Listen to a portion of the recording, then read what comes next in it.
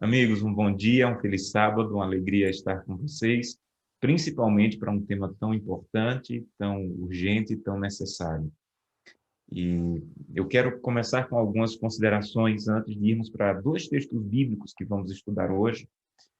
A primeira consideração é que a chuva serôdia faz parte de uma série de eventos que já começou e que vai se ampliar mais perto da volta de Cristo.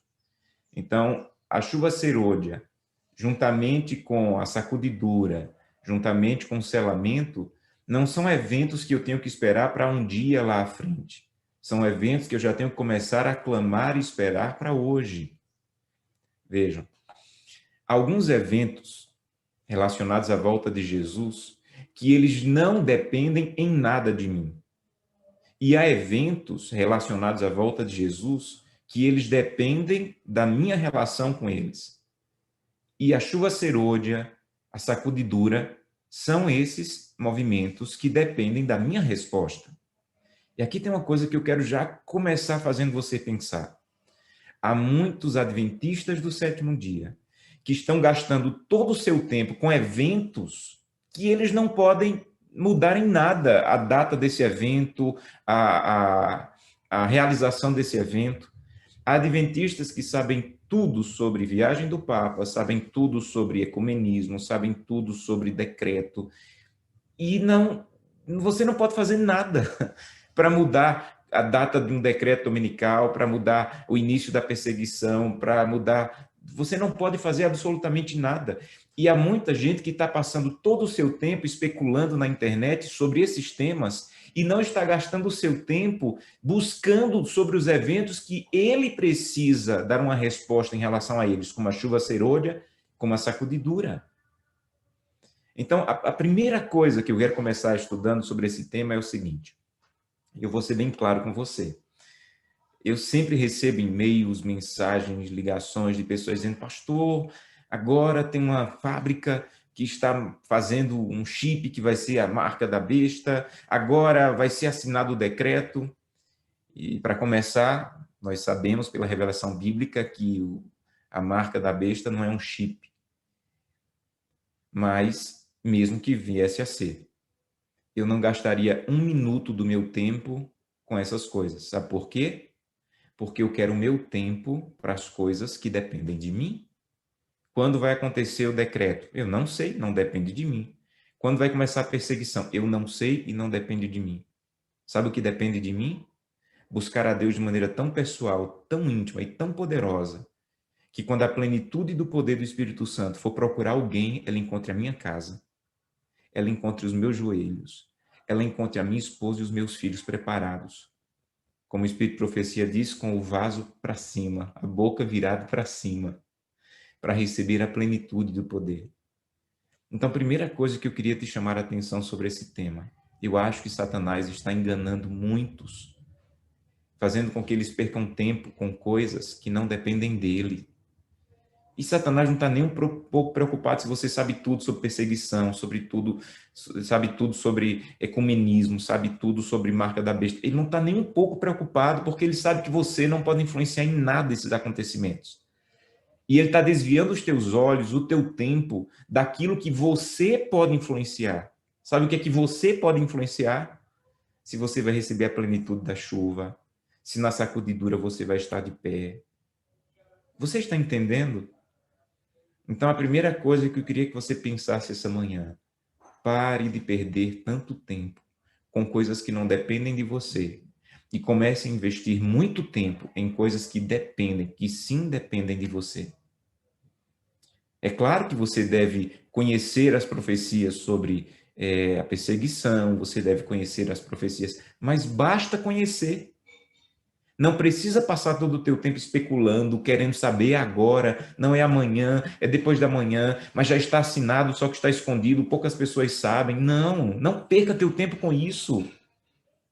Não perca teu tempo com isso. Vai acontecer no tempo de Deus e não depende de você. Sabe o que depende de você? A resposta que você vai dar sobre a chuva serôdia, sobre o selamento e a sacudidura. Isso depende de você.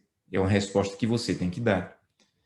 Infelizmente, muitas pessoas vão se perder mesmo sabendo tudo, tudo, cada detalhe sobre o movimento das nações, cada detalhe sobre ecumenismo, cada detalhe sobre perseguição, sobre decreto, mas não tem a plenitude do poder do Espírito Santo porque não buscaram. Então eu queria deixar essa introdução com você. Alguns já me ouviram contando essa história, mas eu quero repetir. Era o ano de 1997, quando surgiu na minha igreja no interior de Pernambuco, onde eu cresci, uma cidade querida chamada Pesqueira, no interior de Pernambuco, surgiu uma pregação dizendo que Jesus ia voltar no ano 2000. E minha igreja ficou apavorada.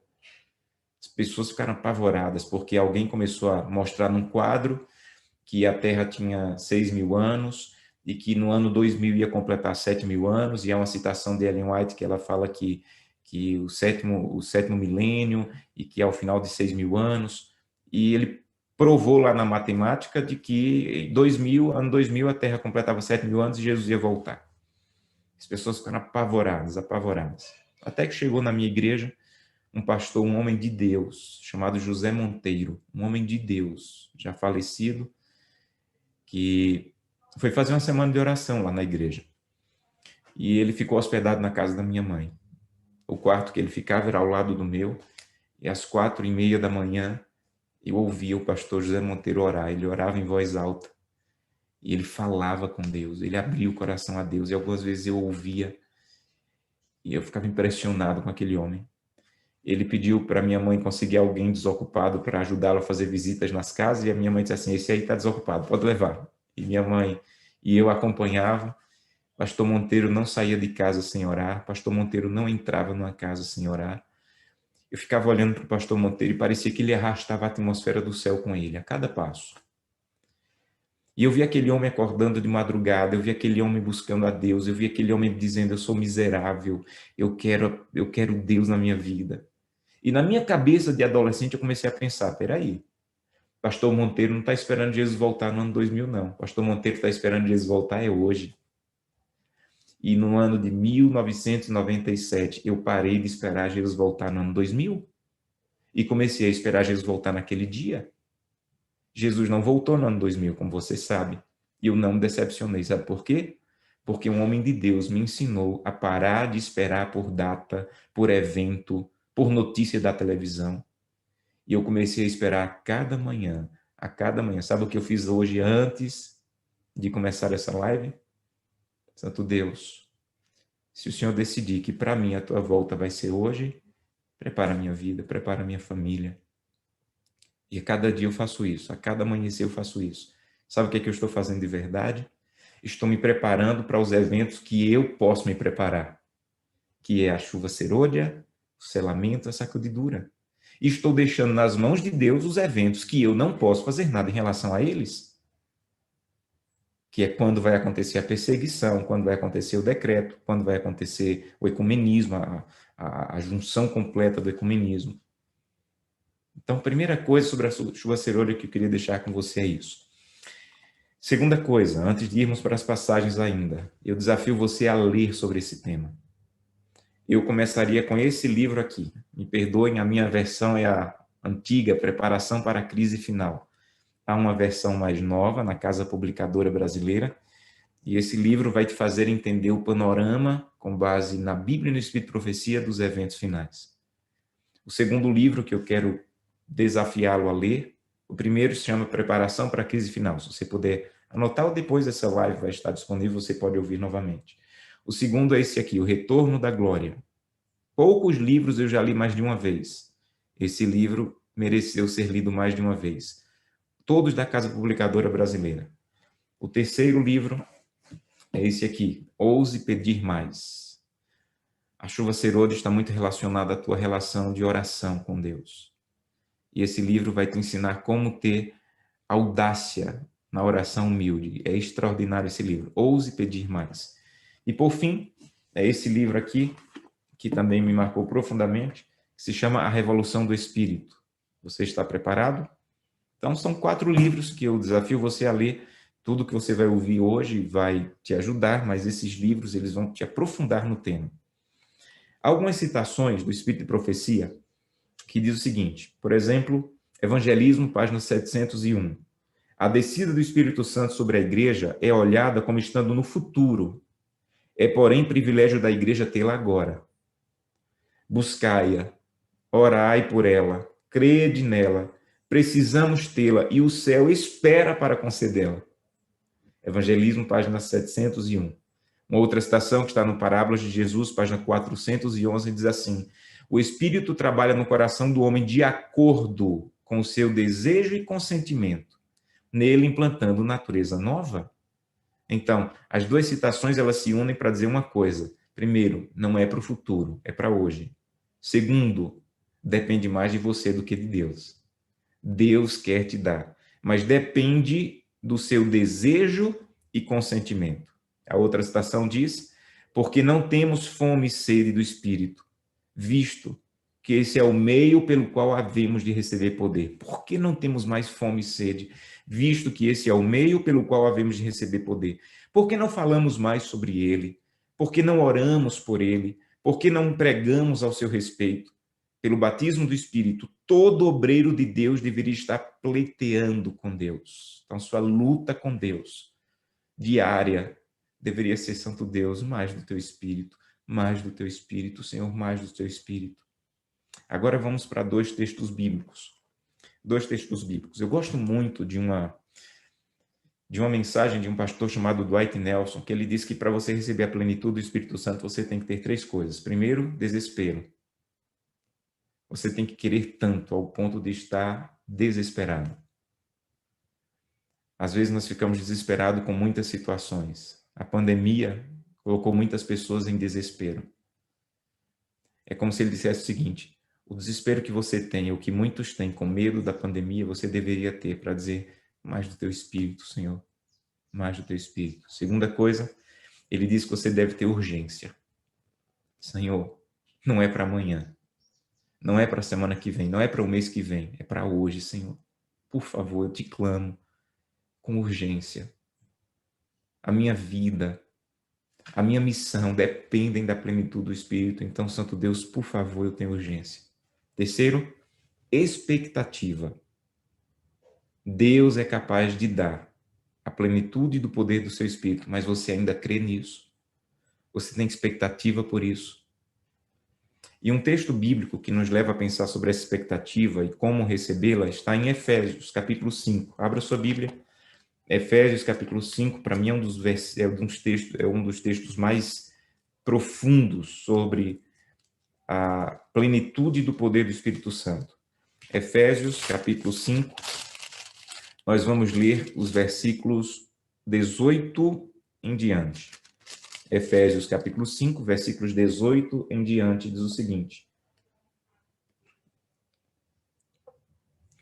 e não vos embriagueis com vinho, no qual há dissolução, mas enchei-vos do Espírito, falando entre vós com salmos, entoando e louvando de coração ao Senhor com hinos e cânticos espirituais, dando sempre graças por tudo a nosso Deus e Pai, em nome de nosso Senhor Jesus Cristo, sujeitando-vos uns aos outros no temor de Cristo. A igreja de Éfeso, ela tinha um problema. Éfeso era a capital, uma das capitais do império de adoração ao imperador, e ela era um dos maiores centros de idolatria. Diana, que era como que a deusa mãe daquela cidade, ela tinha um templo, e naquele templo o culto era prostituição e bebida. Então, em Éfeso, prostituição e bebida não era lazer, como é hoje. É um prazer. Não, era culto. O culto envolvia se prostituir com prostitutas sacerdotisas que tinha no templo de Diana e beber. E quando as pessoas vieram para o cristianismo, elas tinham que parar com essas duas práticas. Por isso você vai ouvir Paulo falando tanto contra a prostituição, contra a bebida. Por quê? Porque não era só prazer e lazer como é hoje, era culto oficial. Então eles adoravam os deuses com prostituição e bebida. Aí Paulo diz assim: olha, vocês têm que parar de beber, vocês têm que parar de usar vinho. Vocês, ao invés de ficarem embriagados com o vinho, eu quero convidá-los a ficar embriagados com o Espírito. A mesma ânsia que vocês têm de beber mais uma dose, vocês têm que ter de ter mais poder do Espírito. Então, não se encha de vinho, é isso que ele está dizendo. Se encha do Espírito. Não se embriague do vinho, se embriague da presença do Espírito, esteja completamente tomado. É isso que a bebida alcoólica faz. Ela toma cada célula do seu corpo. Cada célula do seu corpo fica mais lenta, prejudicada por causa da bebida. O mesmo vai acontecer com cada célula do seu corpo, se você tiver o Espírito Santo. Não vai ficar prejudicada, vai ficar cheia de poder, cada parte do seu corpo. Mas tem uma palavra aí que Paulo ele usa algumas regras da gramática grega que podem nos ajudar. Você não precisa saber grego, mas eu queria que você entendesse algumas coisas. Quando Paulo diz assim, enchei-vos do Espírito, ele está usando o modo imperativo, ele está usando a forma plural, ele está usando a voz passiva e ele está usando o tempo presente. Eu vou explicar isso para você. Um verbo em grego, ele tem modo, forma, voz e tempo. É mais profundo do que em português. E tem uma coisa importante aqui. Paulo, ele está dizendo no modo imperativo. Então, quando ele diz assim, enchei-vos do Espírito, não é uma dica, não é uma recomendação, é uma ordem. O imperativo é uma ordem. Ele não está dizendo assim, olha, quando der, se você achar que deve, se encha do Espírito. Ele está dizendo, eu estou te dando uma ordem. É uma ordem de Deus. Está no imperativo. Enchei-vos do Espírito, não é uma opção. Assim como amai-vos uns aos outros, também não é uma opção, também está no imperativo. Da maneira que você tem que se amar uns aos outros, é um imperativo para o cristianismo, encher-se do Espírito também é um imperativo. Segundo, ele fala na forma plural. Quando está no plural, o que ele está dizendo é o seguinte, não é para uma classe especial de pessoas, é para todos. É para todos. Não é para uma elite espiritual. Às vezes nós, infelizmente, achamos que há elites espirituais. Ah, quem trabalha na Novo Tempo, está pregando todo dia, é uma elite espiritual.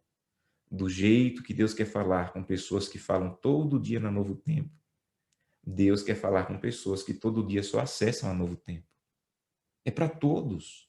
Não é para uma classe especial, não é para um povo selecionado, é para todos. Por isso Paulo colocou no plural. Terceiro, Paulo fala na voz passiva. A voz passiva, na língua grega, é uma voz como que dependência. É uma voz como de submissão. Então, ele diz o seguinte, você antes estava submisso à bebida. Alguém que é alcoólatra, tenta parar a bebida para ver se é fácil. Não é. Sabe por quê? Porque você está submisso à bebida. Ele diz assim, agora você tem que ser submisso ao Espírito Santo. Em outras palavras, o que ele está dizendo é, não tente dominar o Espírito, permita que ele domine você. Ah, meus irmãos, às vezes nós queremos usar o Espírito quando o Espírito quer nos usar. Às vezes nós queremos ser cheios do Espírito quando o Espírito quer nos esvaziar primeiro para poder nos encher. Às vezes a gente vai pregar e diz, Senhor, me dá o teu Santo Espírito. Na verdade, você está dizendo, me dá essa ferramenta para eu usar. Quando Deus quer dizer, e você é a ferramenta, meu amigo, não é o Espírito. Sabe como é que nós pensamos? Nós pensamos assim. O campo tem um campo muito grande para ser colhido. Muito, muito grande. E aí o trabalhador tem uma foice bem afiada. E se ele tiver uma foice bem afiada, ele vai terminar de colher logo. Então, na nossa cabeça funciona assim. O mundo é um campo a ser colhido pela mensagem do Evangelho. Eu sou o trabalhador que tenho que me esforçar pela missão. E o Espírito Santo é essa foice bem afiada. Se eu tiver o Espírito Santo, como eu vou terminar a missão de Deus logo. Como eu vou terminar a obra logo. Está errado. O campo realmente é o mundo. O Espírito Santo é quem colhe e eu sou a foice. O Espírito Santo não é um instrumento, eu tenho que ser um instrumento. Então a pregação do Evangelho não depende de mim ter o Espírito Santo, depende do Espírito Santo ter a mim. Então eu tenho que dizer, Santo Deus, o mundo está para ser colhido. Por favor, eu me coloco à tua disposição como instrumento. Usa-me com teu poder, com o poder do teu Santo Espírito para colher. Quem vai fazer a colheita dessa terra não é você. É o poder do Espírito Santo usando você. E às vezes nós invertemos. É por isso que Paulo está usando a voz passiva. Quem leu esse texto bíblico em grego e entende um pouco do grego, ele vai entender que Paulo está dizendo: se submeta ao Espírito, não queira que o Espírito se submeta a você. Então, às vezes, você vai dar um estudo bíblico e diz: Santo Deus, por favor, envia o teu Santo Espírito para falar comigo. E Deus diz assim: eu estava tentando falar com você em casa, pedindo para você pedir perdão para os seus filhos por sua agressividade. Como é que você quer que eu fale com você agora se você não permitiu que eu falasse em casa? Santo Deus, por favor, me dá teu Santo Espírito para pregar com poder. Fala comigo. Eu estava tentando falar com você em casa, para você pedir perdão para seu esposo, para você reconhecer os seus pecados. No seu trabalho lá, quando você foi desonesto, eu tentei falar com você. Você não me ouviu. Você quer agora? Você está achando que eu sou uma foice na sua mão? Não, você é a foice. Eu sou o trabalhador, diz o Espírito Santo. Então, quando Paulo coloca na voz passiva, ele está dizendo: se submeta. Quarto, está no tempo presente. Vamos lá. O presente no grego é diferente do presente em português. Quando alguma coisa está na voz passiva e no tempo presente, o que ele está dizendo de verdade é: tem que ser todo dia, todo dia, todo dia. Se estivesse no aoristo, se tivesse assim: enchei-vos do Espírito, e se estivesse no aoristo, que é outro tempo verbal grego, o que Paulo estava dizendo é o seguinte: Deus vai te encher e fique tranquilo, deite numa rede e pelo resto da vida você vai estar cheio. O aoristo é uma ação que acontece no passado e é completa no passado. Já o tempo presente é uma ação que acontece e tem que acontecer amanhã de novo, e pode acontecer amanhã de novo, e depois de amanhã, e depois de amanhã, e depois de amanhã. Então, quando Paulo está dizendo enchei-vos, ele não está dizendo assim, encha hoje e fique tranquilo para amanhã. Ele está dizendo assim, o de ontem não serve para amanhã, o de hoje não serve para amanhã. Ele está dizendo, enchei-vos todos os dias, em nome de Jesus, enchei-vos todos os dias. Enchei-vos, enchei-vos. Sabe? Um dia eu ouvi um pastor me falar uma coisa. Ele me disse: Josanã, estou completando 40 anos de batismo nas águas. Eu disse: ô pastor, Deus seja louvado. Ele disse: deixa eu te ensinar uma coisa. O meu batismo nas águas já dura 40 anos. Eu nunca precisei ser rebatizado, graças a Deus. Porque o batismo na água, ele pode durar 40 anos, 50 anos, 70 anos e não precisa ser renovado. Você foi batizado na água, nunca se afastou, e aquele batismo de 70 anos atrás serve para hoje. Mas ele me disse: o batismo do Espírito, ele não dura mais do que um dia. O batismo na água pode durar 70 anos. Já o batismo no Espírito não dura mais que um dia. Eu fui batizado ontem. E o batismo de ontem se extinguiu. Aí sabe o que eu fiz hoje? Fui de novo. Sabe o que eu vou fazer amanhã? Vou ser batizado de novo. Sabe o que eu vou fazer depois de amanhã? Vou de novo. Você entende? É isso que Paulo está dizendo quando fala enchei-vos e coloca no tempo presente. Enchei-vos todo dia em nome de Jesus. Enchei-vos todo dia em nome de Jesus. Há um homem que foi pioneiro da nossa igreja, Stephen Haskell, um homem poderoso de Deus. O pastor Haskell era conhecido como um homem cheio do poder do Espírito Santo. E um dia ele estava viajando de trem, ele ia para a Geórgia, e ele sempre era acompanhado por um outro pastor que era secretário de onde ele trabalhava, e aquele secretário que o acompanhava já sabia: o Espírito Santo fala diretamente com o pastor Haskell. E ele já tinha aprendido isso. E quando eles estavam indo de trem, o pastor Haskell disse: vamos parar aqui nessa estação, vamos descer. E ele disse: pastor Haskell, mas a nossa estação não é essa, a estação que temos que descer para o nosso destino está longe ainda. O senhor se enganou, não é aqui. E ele disse: o Espírito Santo está me mandando descer aqui. E aquele homem que já sabia que o Espírito Santo tinha acesso ao coração do pastor Haskell disse: então é aqui que vamos descer. Quando eles desceram, a estação estava completamente vazia. Não tinha um pé de pessoa na estação. Depois de alguns minutos, o pastor que acompanhava o pastor Haskell quis até dizer que ele havia se enganado, mas sabia, ficou quieto. E com alguns minutos, um homem passou de carro e disse assim: olha, o que é que vocês estão fazendo aqui? Não é comum ter alguém nessa hora, nessa estação. Vocês estão perdidos? O que aconteceu? E o pastor Haskell perguntou: tem algum adventista do sétimo dia aqui próximo? E ele disse: tem uma senhora que mora a 10 minutos daqui, eu posso levá-los lá, e estou indo a esse caminho. E eles levaram o pastor Haskell e o seu pastor que o acompanhava. Ele deixou na porta da casa dessa senhora, ele bateu. Essa senhora saiu, estava com o rosto muito, muito aflito. E o pastor Haskell se apresentou como pastor da igreja adventista. Ela disse que era adventista. Ela havia perdido o esposo há algumas semanas. Cuidava de 3 filhos sozinha. Uma escola adventista funcionava na casa dela, porque naquele tempo as escolas adventistas funcionavam nas casas, e ela estava sem força, doente, aflita, sem dinheiro. E o pastor Haskell orou na casa dela, leu a Bíblia com ela, deixou algum recurso com ela. E ela disse assim: quando o pastor Haskell orou na minha casa, a atmosfera do céu desceu na minha casa e nunca mais saiu. Sabe o que é isso? Uma pessoa está num trem e Deus mandar descer numa estação que não é a dela, e Deus mandá-la para a casa de uma senhora que está sozinha precisando de uma oração, que a atmosfera do céu entra na casa dela. Sabe o que é isso? É alguém que não é o trabalhador, ele é a foice. Santo Espírito, estou à disposição quando queiras. Admiro muito a vida de um homem chamado Dwight Moody. Ele foi um pregador poderoso do século passado, há 2 séculos atrás, e ele era um homem poderoso. E uma igreja na Inglaterra queria muito convidá-lo. Ele morava nos Estados Unidos e a igreja queria convidá-lo à Inglaterra para fazer um movimento de reavivamento. E uma parte da igreja não queria. Não, ele não vai vir. Não precisamos dele. Para que trazer alguém de outro continente? Será que não temos alguém aqui que possa fazer isso? E uma parte da igreja queria, outra parte da igreja não queria. Começou uma discussão até que alguém disse assim: por que tem que ser o pastor Moody?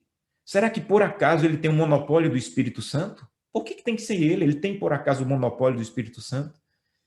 E alguém calmamente respondeu: não. Pastor Moody não tem o monopólio do Espírito Santo, mas o Espírito Santo tem o monopólio da vida dele.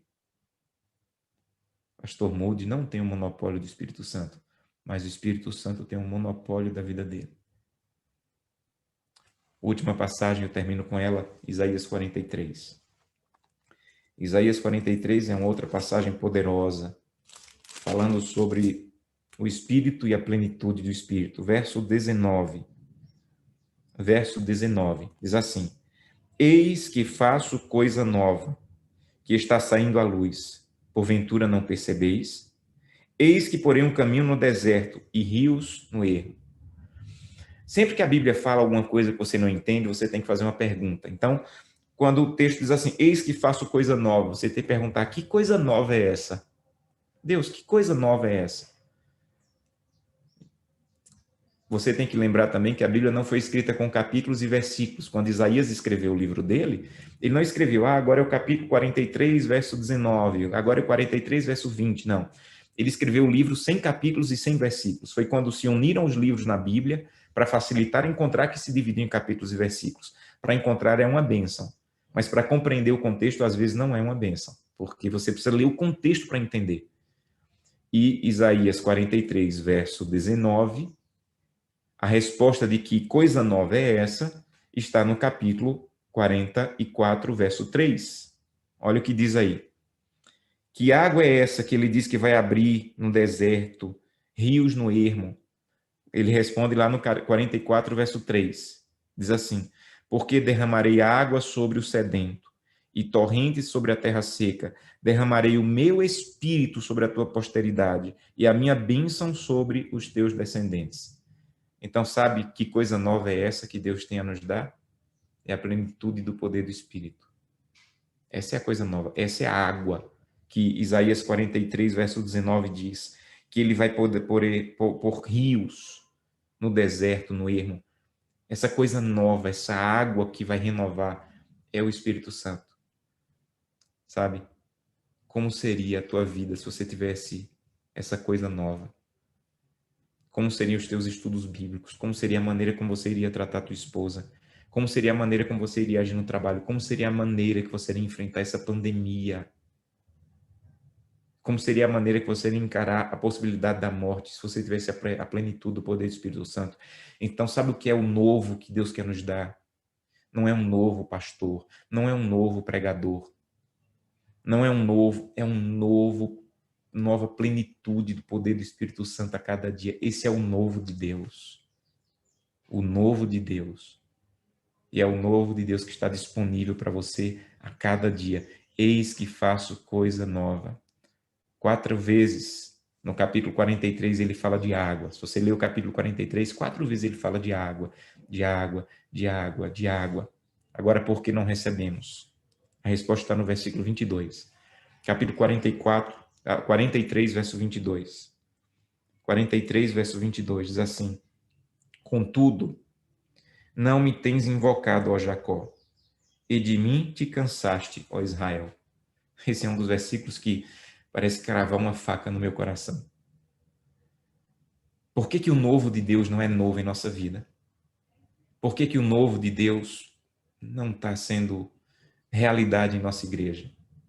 Aí ele responde: porque você não tem invocado a Jacó. Por que que ele usa Jacó? Porque um dia Jacó cansou de ser Jacó. E ele cansou tanto de ser Jacó, que ele passou uma noite inteira clamando a Deus, lutando com Deus. Porque ele cansou de ser Jacó. Ele estava esperando o irmão dele vir matá-lo. Mas o medo dele não era da morte, o medo dele era de morrer como Jacó. Eu não posso morrer como Jacó. E de manhã, depois de uma noite inteira de luta, Deus disse: então você não vai ser mais Jacó. Se você morrer daqui a pouco, se teu irmão te matar, você vai morrer como Israel. E ele foi em paz encontrar com o irmão, porque ele já não era Jacó, o enganador. Agora ele era Israel, que lutou com Deus e foi vitorioso. Então, se você não lutar como Jacó, você não vai receber. E a segunda coisa que o verso diz, que me marca muito: você se cansou de mim, ó Israel. Você se cansou de mim, ó Israel. Ah, pastor, mas eu todo dia estou assistindo lives, todo dia eu estou ouvindo, todo dia... Deixa eu fazer um apelo para você. Não permita que nenhuma live substitua você e Deus sozinho. Algumas vezes me convidam para participar de eventos que vão durar a vida inteira, online, vídeos. E eu digo, eu não participo de nenhum evento que comprometa a minha intimidade só e pessoal com Deus. Sabe por quê? Porque você pode não cansar do pregador tal, da live tal, do encontro tal, mas se você não está sozinho na presença de Deus, para o Espírito Santo falar só com você, você está cansando da presença de Deus. E não estou dizendo que você não deve participar de lives, de pregações, participe, desde que isso seja a sobremesa da tua vida espiritual. Sabe o que é que a gente está fazendo agora? Uma sobremesa. Qualquer evento que você assista, qualquer pregação que você assista, é uma sobremesa. O banquete é só você e Jesus, com a Bíblia aberta e joelho no chão. Se você passar 1 hora nessa live, passe 2 com Deus. Não passe mais tempo com o pastor Josanã do que sozinho na presença de Deus. Não passe mais tempo com nenhum programa do que você passa sozinho com Deus. É sozinho com Deus que Ele vai começar a mostrar as maldades do teu coração e como Ele pode purificar e transformar você.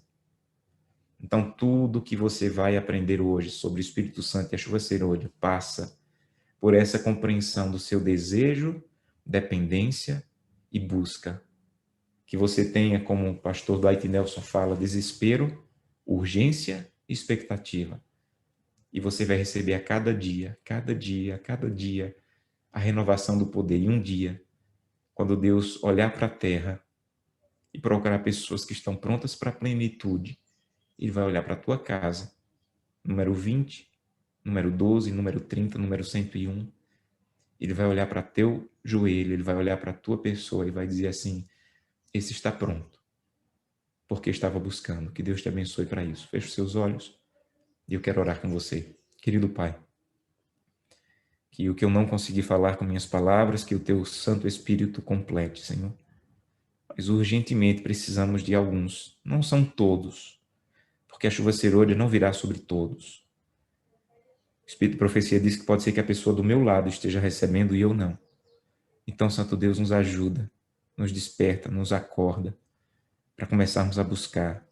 Não para usarmos o Espírito, mas permitir que o Espírito nos use. E que tenhamos esse desespero, essa urgência, essa expectativa a cada dia. É o que te pedimos em nome de Jesus. Amém. Que Deus te abençoe.